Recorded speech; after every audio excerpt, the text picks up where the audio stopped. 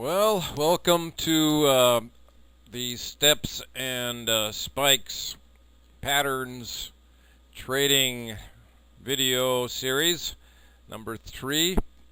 And at this point, we're going to look at what is setting up for the trading we might do tonight.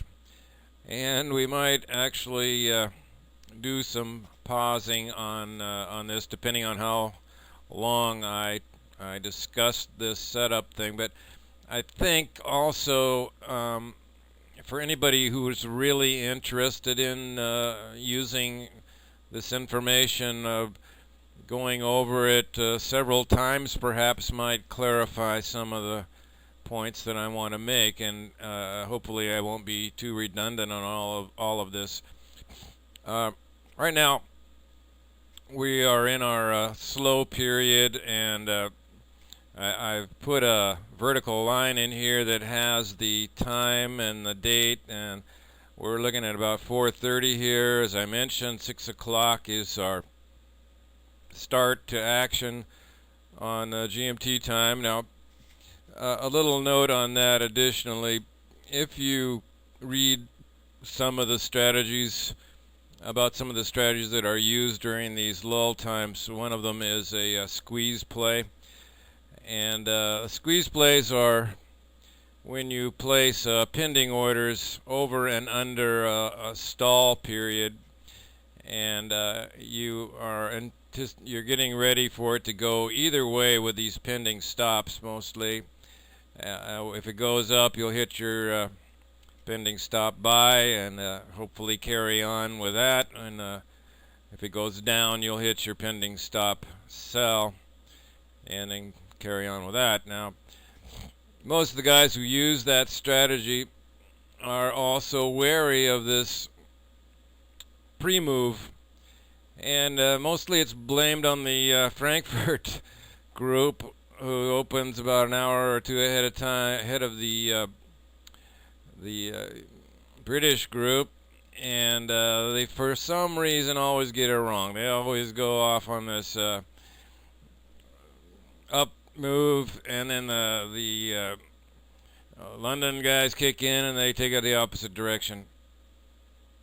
Now, I think that has something to do with the fact that the London group is not in the Euro group. And actually, I've been noticing kind of lately that what we're getting is there's the Euro group who's betting on the euro. There's the British group betting on the pound, and then there's the American group betting on the dollar. And sometimes they all get together and decide it's going to go up or down, and that's when these bigger moves go along. But during the some of the transition periods, they're all betting on their own currencies. At least it seems that way if you watch it over the period of the day. But right now, I want to back off and show you a couple of things that we're going to be looking at as far as what's coming up for this next trading session. I want to show you first our resistance points again. I've set a resistance point here, resistance point here. We can't see this bottom one unless we go out to M30. And by the way, I am trading in M5. And one of the reasons for this is obviously to get a jump on things. And a lot of guys that do manual trading will monitor all of these charts. I don't know why they do, because it's all going to be end up in M5. They usually go down to M1, 2, and I don't think you really need to do that. But M5 tells it all, except when we want to back out and see what the overall view of the trends are, and what these different resistance point levels are.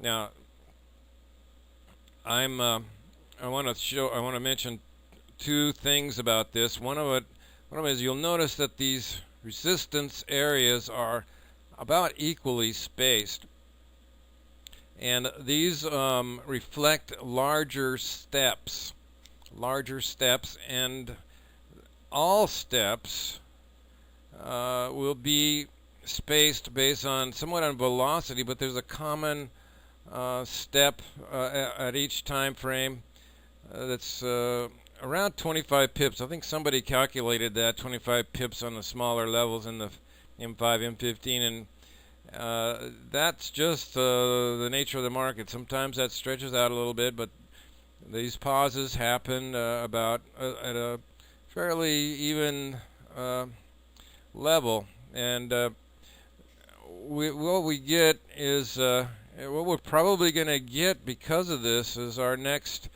another resistance point or reversal at a spacing that's equal to this. So somewhere down here, and we're real close right now, we're at a we could mark this as another resistance point, and what should happen when we hit that is we're going to get a bounce back, and that bounce back can be up to this next step or close to it before it decides which way it'll go from there. And that's all we're going to anticipate at this point is we're getting close to another resistance level, and we're probably going to see a bounce back. Now, one more point on that. The second point is that I am actually not a believer in indicators per se being valid. I believe that the market overall is a random psychological generator, and it responds to mostly to emotional trading, but follows a particular structure because of because it is a market. I mean, we tend to forget the fact that we have to have buyers and sellers to make this whole thing work. And if there's no buyer, that's what makes it go up and down. If there's a lot of guys buying and no sellers, that forces the price up until somebody wants to sell. Same thing on the going down side. We got to have some sellers to get it. If there's no buyers but lots of sellers, it's forced down until somebody has a price attractive enough to buy. Now, we're also have the short influence, which can intensify that, but actually provides liquidity. And there's always an argument about short sellers and day traders with the long termers, but all of this provides liquidity in the markets, and we're getting to this point that because there is a dominant belief, what the market believes drives it as well. If there's a common and major belief that there are such a thing as resistance levels, and people trade around those, a majority of traders trade around those resistance levels, then they will exist because everybody believes that's the way the market functions and triggers their trades around them. So it's not necessarily that the market actually behaves like that, it's that everybody believes it behaves like that, and that creates that fulfills the what can you say, the fact that it happens. I think that happens for most indicators that are what I might call valid, and this also applies to news.